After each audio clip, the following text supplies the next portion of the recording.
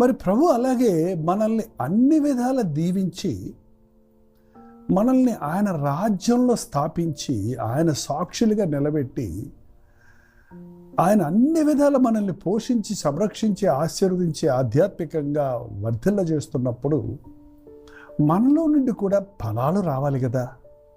మంచి ఫలాలు రావాలట. మంచితనంగా మంచి జీవితాలు మనం కలిగి ఉండాలి. మారు మనసుకు తగిన ఫలాలు ఫలించమన్నాడు. నేను రక్షించబడ్డాను, మారు మనసు పొందాను అని చెప్పుకునేవారు అది క్రియల్లో కనబడాలి కదండి. మీ మార్పు, మీ మాటలు మారాలి, మీ ప్రవర్తన మారాలి, మీ జీవిత ధ్యేయం మారాలి, మీ లైఫ్ స్టైల్ మారాలి కదా. మారు మనసు పొందానని మళ్ళీ పాత కార్యాలు చేస్తూ ఉంటే, ఎవరికీ ఉపయోగం లేని బ్రతుకుతుంటే ఏం ప్రయోజనం? ఆలోచించుకోండి.